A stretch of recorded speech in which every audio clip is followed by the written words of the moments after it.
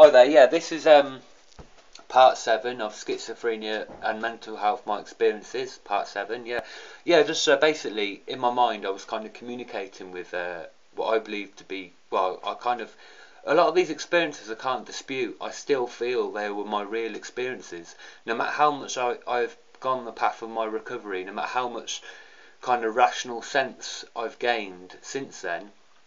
I still can't dispute these experiences, and I believe this is the same for many people with psychosis. I think some people, I have friends and things who've been very influenced by the psychiatric system and kind of a psychiatrist perspective on their condition.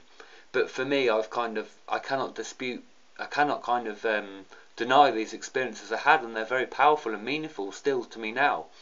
But I try and get on and live in where I am in the here and now, and my mind is a lot more grounded and stable nowadays.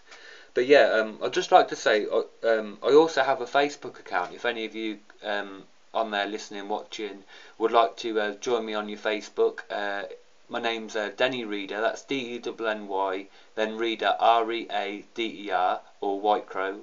Denny Reader Whitecrow on Facebook, and I'll be happy to accept you as a friend. I keep a blog on there and share like interesting quotes and affirmations and images and stuff, and social and political kind of themes and stuff, so I'll put a lot on there.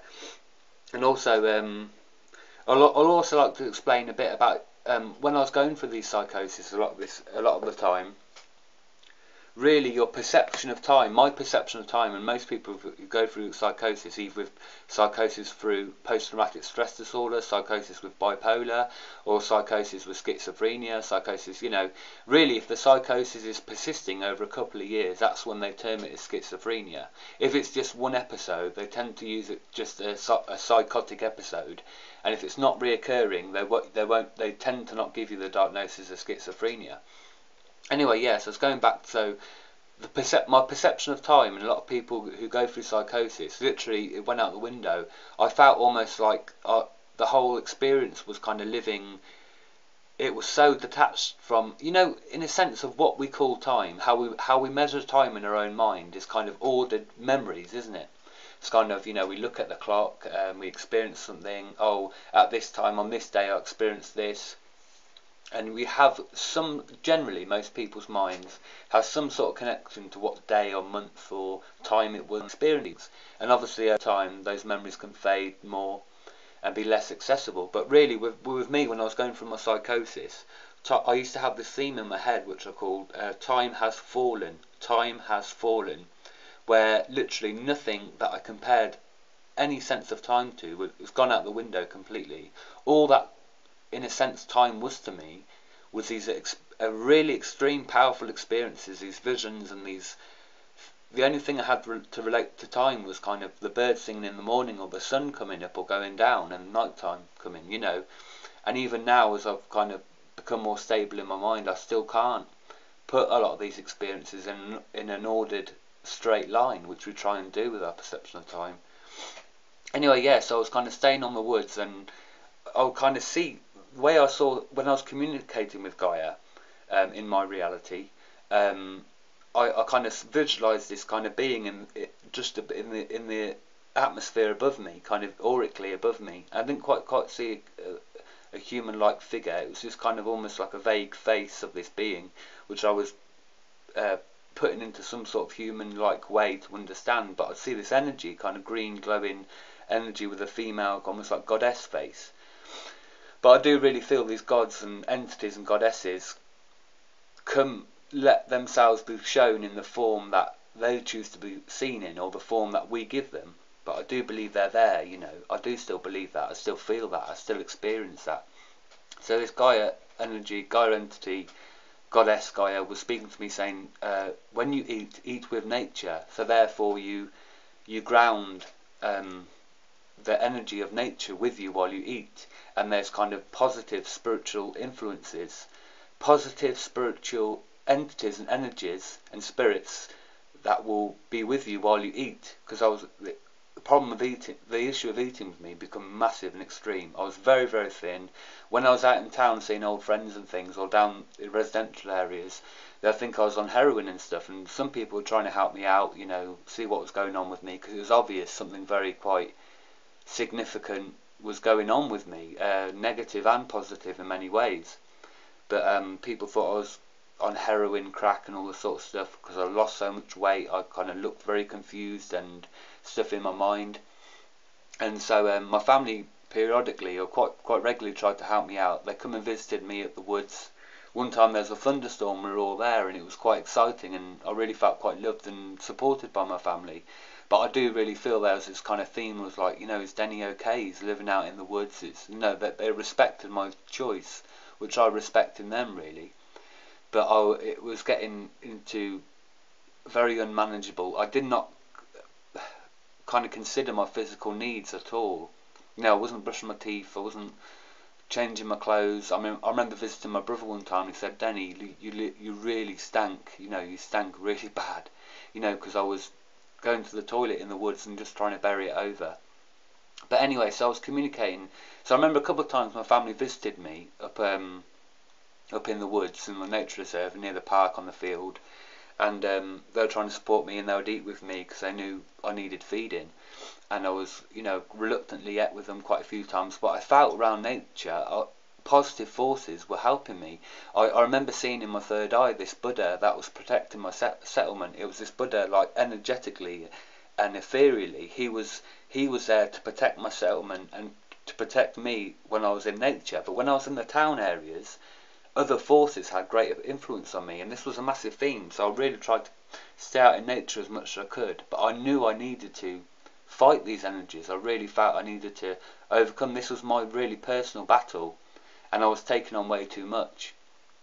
So I remember a couple of times I was with my mother and my other sister, and we were out in Newbar Common, and they brought me some sandwiches and some salad and things, and I was eating the sandwiches. I remember hearing this Buddha, which was connecting to my heart energy, and it was saying, "You are out of the flow. We need to get you back into the flow." And what I understood that to mean is that I was out of the flow of human connection. I do all believe we're connected energetically to each other as a species, but the more you kind of spend time on your own, eat on your own, do activities on your own, and your thought processes and how you are in your vibration and being, you can literally pull yourself out of the flow of human interaction. Almost like the universe uses through feeling and intuition and magnetism, brings people together. But when you separate yourself in your mind and in your own path, you can become very detached from that flow of human magnetism. And so I felt these Buddhas, there was a couple I kept visualizing throughout the period of time that were telepathically communicating me from the mountains in Tibet, and they were trying to help me, they were trying to protect me. And when the spring and summer came more, at times I was more protected. But this was all going in my mind, and I was kind of, in some sense, there was kind of lots of things going on all at once at times, and other times there wasn't. And so I had this kind of reoccurring perception that I needed to eat in nature and outside and with people. And I'll go and see my cousin and things, and I remember feeling so kind of starved and hungry that kind of food started to become more and more of an obsession of either avoiding it or eating it. Or kind of, you know, I'd either go through kind of monstrous cravings of just wanting to eat anything. But when I was out in nature, I was more settled. So I remember communicating telepathically with this Buddha in Tibet, and it was trying to hold my energy up. It was trying to balance my energy, and it was communicating me saying, "We are here. You know, we're trying to help you." Anyway, so all went.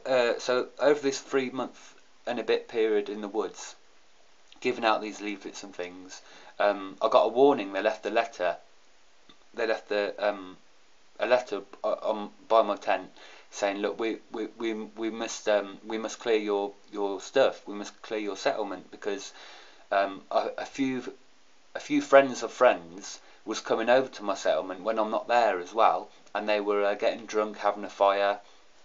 I don't know if they were stealing anything or anything, but they were having a good time, but having a piss up basically, and they were leaving old cans about, and And one time actually, I remember a few friends from college, I made, and a few others. We all had a fire, and it was really beautiful. That was after about a month of being there. They come to visit me, and they were like, "Oh God, Denny, you do it. You know, this is really fair play. You're doing it, man. You know, you're living out in the woods. You love nature, and all this." So I was like, "Yeah, cool." And we had the campfire, and someone was playing guitar, and we ended up just creating this spontaneous, natural musical kind of came. Someone had a couple of sticks, and they were banging it on the tree. Someone had a plastic bin lid, and they were banging it with a stick, and someone was like doing kind of random improvisational sounds on the guitar, and all of a sudden came up this. I didn't come up with it, but it came through me. This like really profound Native American chant, which just came so naturally, and I was doing this hey oh hey hey hey oh, and that was really cool, and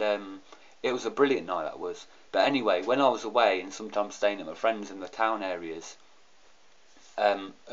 friends of friends will go there, and they would get drunk, piss up, and they were vandalising my settlement as well, which I was very upset about. Anyway, the guy from the Canoebold Common Committee basically sent the letter saying, "I'm sorry, Denny, but we have to ask you to leave. Your stuff will be taken away in 2 weeks."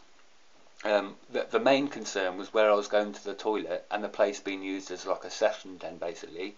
And I saw him about a week before they moved my stuff, and he said, "Sorry, Denny, the main reason we have to ask you to go is because of hygiene reasons, and obviously people are coming here and disrespecting it. It can't be used as a venue for drink and drugs and stuff." Anyway, I wasn't taking any drugs or drinking, but it was obvious that a lot of people were drinking and that there, and the hygiene reasons. Anyway, so I was going a bit mad. I was hanging out with a few friends on and off by this in this kind of derelict area where my mate had a camper van and things. And yeah, I'll carry on with the next video, next one.